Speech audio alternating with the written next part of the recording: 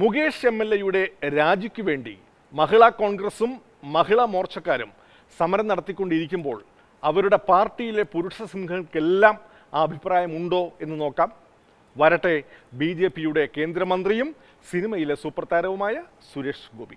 കൊല്ലം എം.എൽ.എയുടെ രാജി എഴുതി വാങ്ങുകയാണ് മുഖ്യമന്ത്രി ശ്രീ പിണറായി വിജയന് അഭികാമ്യമായിട്ടുള്ള കാര്യം.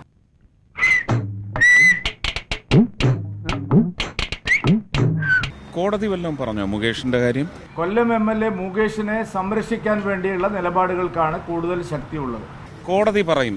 രഞ്ജിത്തിനും സിദ്ദിഖിനുമില്ലാത്ത ഇമ്മ്യൂണിറ്റി എങ്ങനെയാണ് മുകേഷിന് ലഭിക്കുന്നത്? ഈ വിഷയങ്ങളെല്ലാം കോടതിയിലുണ്ടെങ്കിൽ കോടതിക്ക് ബുദ്ധിയുണ്ട്, കോടതിക്ക് യുക്തിയുണ്ട്, കോടതി തീരുമാനമെടുക്കും. ചലച്ചിത്ര മേഖലയിൽ പ്രവർത്തിക്കുന്നവരുടെ രക്ഷിതാക്കളെ പോലും പീഡിപ്പിക്കാൻ മനസ്സ് കാണിക്കുന്ന ഒരാളാണ്. പരാതി ആരോപണത്തിന്റെ രൂപത്തിലാണ് നിൽക്കുന്നത്. നിങ്ങൾ ആരോടാ സംസാരിക്കുന്നത്? അപ്പൊ അദ്ദേഹത്തിന് ആ സ്ഥാനത്ത് തുടരാൻ യാതൊരു ന്യായവുമില്ല, അർഹതയുമില്ല. കോടതി തീരുമാനിക്കും. സിനിമയിലെ സഹപ്രവർത്തകനൊപ്പം നിൽക്കുന്ന ഐക്യദാർഢ്യം, എന്നാൽ കുറഞ്ഞത് ഗണേശനെ പോലെ നിശബ്ദത പാലിച്ച് സ്വന്തം പാർട്ടിയെ പ്രതിരോധത്തിലാക്കാതിരുന്നുകൂടെ? രണ്ടു വള്ളത്തിൽ കാലുവെച്ചാൽ ഇങ്ങനെയിരിക്കും. ഇത് ബി.ജെ.പിയിൽ മാത്രമാണോ? ഇനി കോൺഗ്രസ്സുകാരുടെ ശബ്ദം കേൾക്കാം. ബി.ജെ.പിയുടെ കേന്ദ്രമന്ത്രി ഇറങ്ങിയിരിക്കുകയാണ്. ആരെ രക്ഷിക്കാനാ? CPM-ന്റെ MLA രക്ഷിക്കാൻ. എന്താ കഥ? അദ്ദേഹം ആദ്യം പറഞ്ഞു, പക്ഷെ അതിനുശേഷം പാർട്ടി നിലപാട് ഞങ്ങൾ പറഞ്ഞു. പിന്നീട് അദ്ദേഹം സംസാരിച്ചിട്ടില്ല.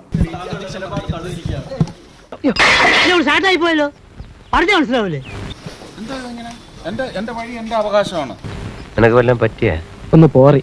ബി.ജെ.പിയുടെ കേന്ദ്രമന്ത്രി ആരെ എന്തിനു വേണ്ടിയിട്ടാണ് നിങ്ങളെ തട്ടിമാറ്റിയത്?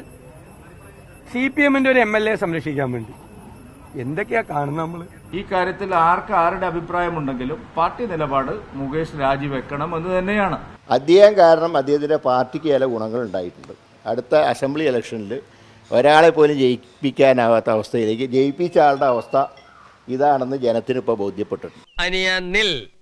ഒരു വ്യക്തി പറയുന്നു ഞാനിത് ചെയ്തിട്ടില്ല, പക്ഷേ അദ്ദേഹത്തിന് അത് സ്ഥാപിക്കാനുള്ള ഒരു അവകാശം ഉണ്ട്. അത് സ്ഥാപിച്ച ശേഷം ഈ വിഷയത്തെ കുറിച്ച് തീരുമാനിക്കാം. അടിപൊളി. എൻ്റെ തള്ളൽ എൻ്റെ അവകാശം, നിങ്ങളുടെ വീഴ്ച നിങ്ങളുടെ അവകാശവും.